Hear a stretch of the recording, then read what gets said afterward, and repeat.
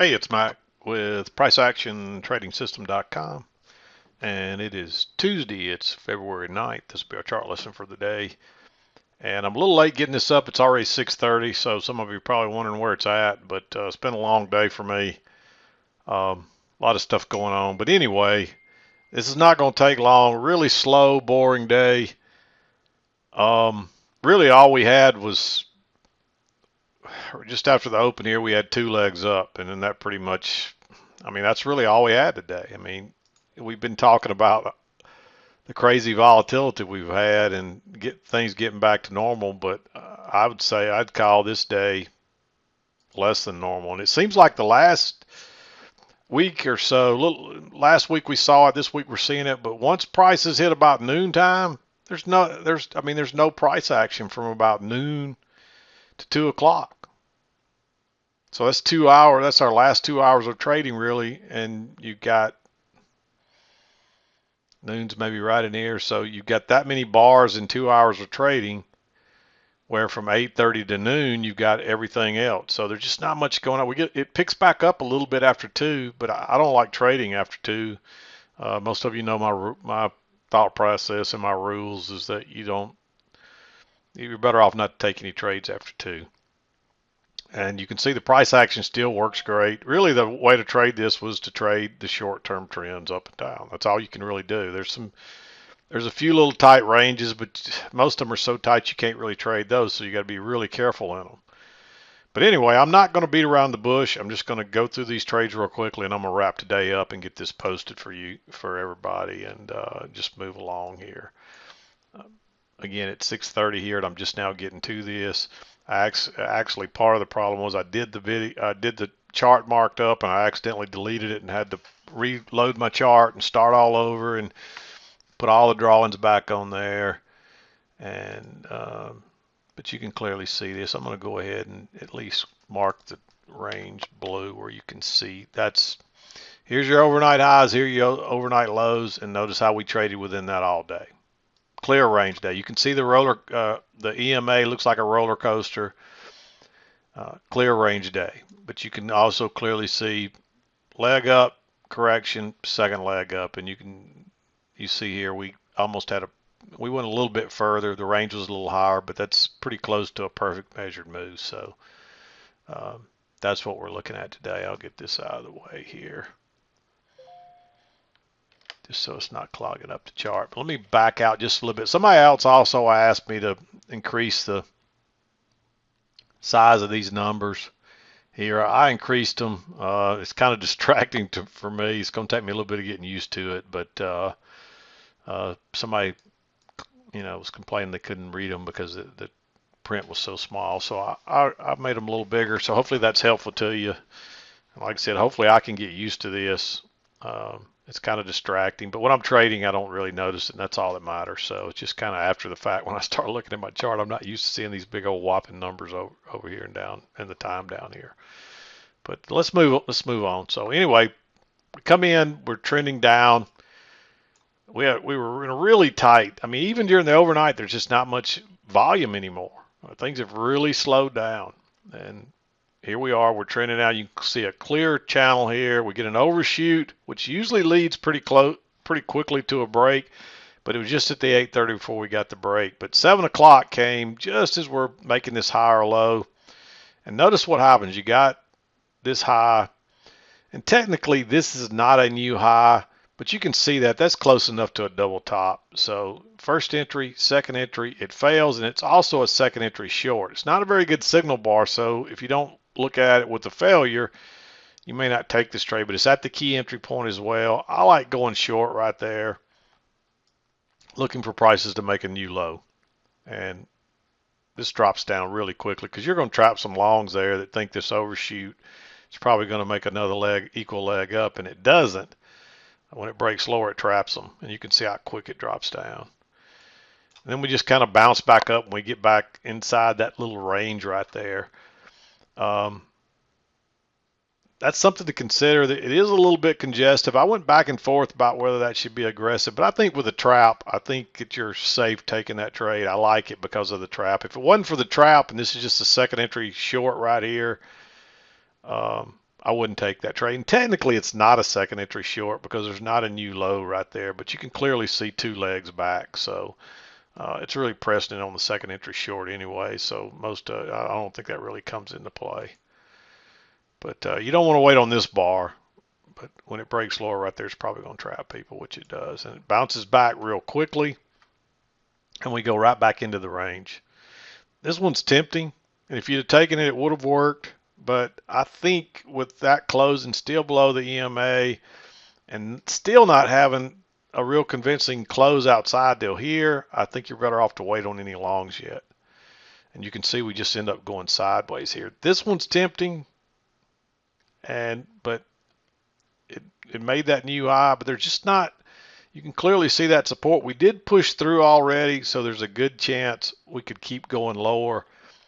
But I'd probably wait on a lower high, which comes here, and you can see the support holding again.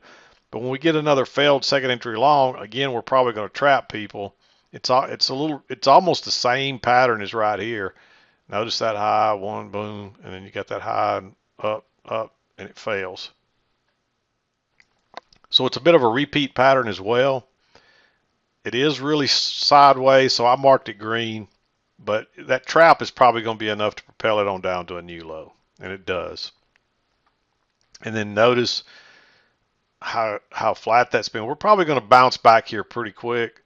So when you get this bullish bar, it's really aggressive, but these are the ones you might catch an important low on the day.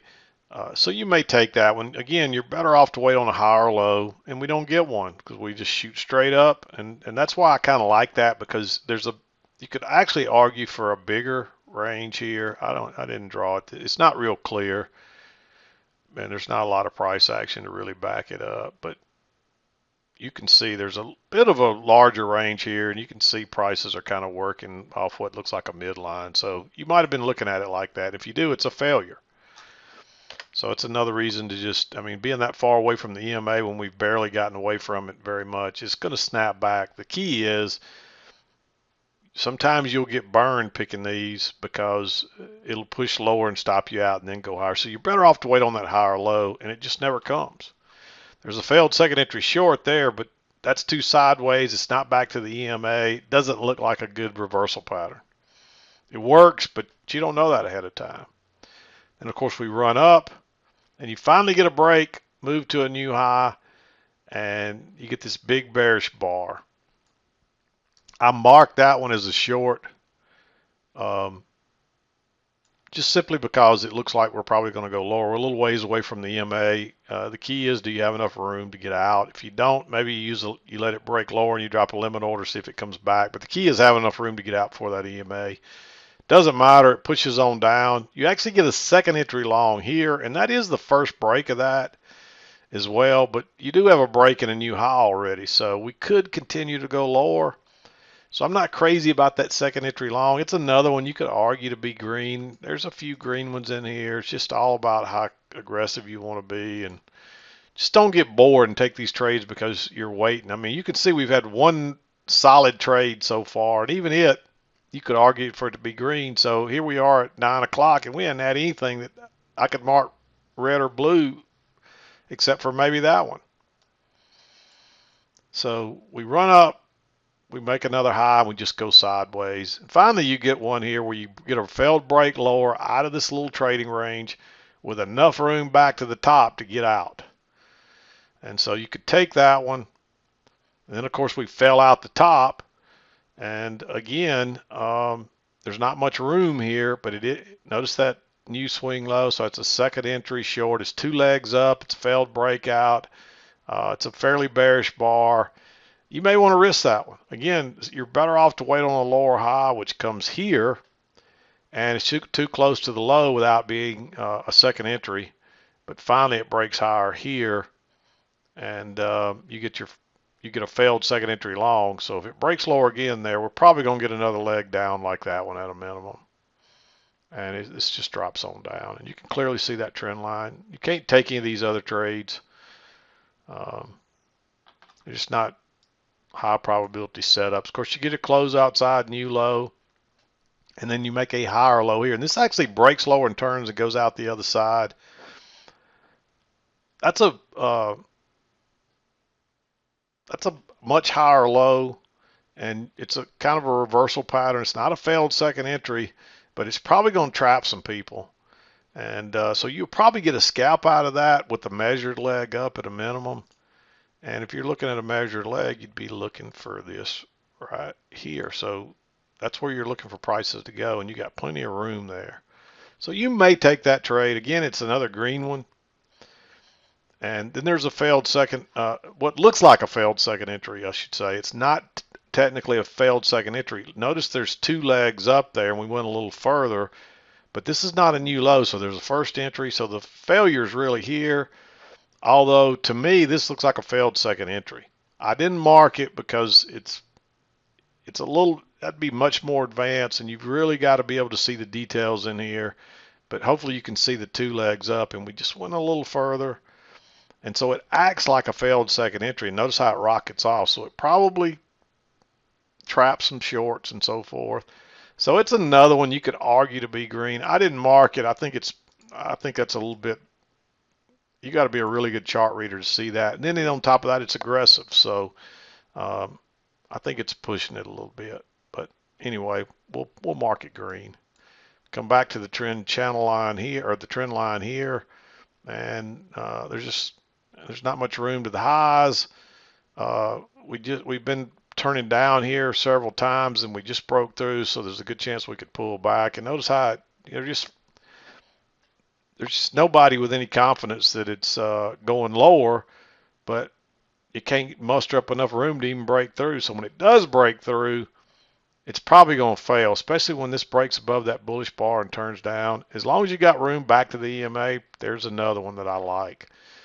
Generally, you're better off to wait on a lower high, but we haven't got any lower highs really all day on any of these turn downs up here. So such a bearish bar, you know it's a failed break out of this little resistance area, so it's probably going to come back to the EMA at a minimum. And we may turn and go all the way down.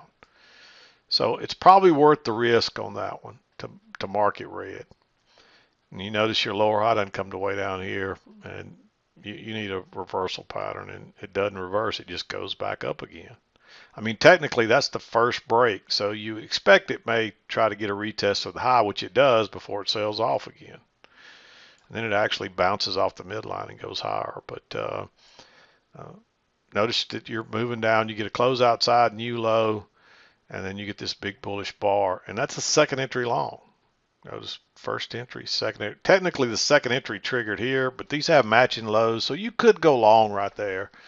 Again, I think it's a little risky and it's pressing it, but I mean, you're not going to get much better today, obviously. And that takes you into 2 o'clock. And I just, even though there's a failed, there's a triple test here, and this would have been good. This is just too much into 2 o'clock to be taking a trade like that. And you can see it works. Most of those triple tests will always work, and they're pretty good trades for the most part. I generally would take a trade like that, but not after 2 o'clock. And that was it. So 13 minutes, it took longer than I expected to. But just not a very good trading day at all. There was one other trade here. I don't remember if I talked about this one. Notice you came up and you made a lower high with a double top, but there's just no room right there with all that congestion. It is a long way away from the EMA, though. So that was another one that I meant to mark green, and I just overlooked it when I came back and redid my chart. So just not much happening today. Maybe we've gone from the highest volatility ever to the market's going to be dead for a while. I don't know. Every time we say this and we think it's going to be like this, all of a sudden we get a crazy day again. So it'll probably pick back up. But I will be the first one to admit, this is getting closer to normal, but this is pretty slow, actually. So generally you'll get 5 to 7 trades even on a normal day. And I mean, I see 1, 2, 3, 4 that I would really say, hey, I like those trades, and even one of them's questionable. The rest of these are all very they're aggressive at best. So they fit our criteria. There's reasons to like them, but they're just aggressive because they're not clear. Anytime you're entering in the middle here, unless you're trading something shorter term that's the same type pattern, you got to be real careful, because this is where you'll get chopped to pieces, like on this trade or this trade. Of course, I like this one because it's a clear break out of that, and you know you're probably going to snap back. And it is a second entry long too. But when you're just out here in no man's land, and this one is a triple test too. It's another reason I like this one. I don't know if I mentioned that, but see that low? You test it once, and this was a double test on a second entry long. This one is real close to being blue in my opinion, but I'm still going to make it green because it's just a little bit aggressive for the middle of a range like that. So anyway, I'm going to wrap it up. We'll be back again to do it tomorrow. Let's hope tomorrow is a little better than today and we get a little more price action, a little better movement. A nice trend would be good. But I'm going to wrap it up for today. This is Mac with PriceActionTradingSystem.com, and we'll see you next time.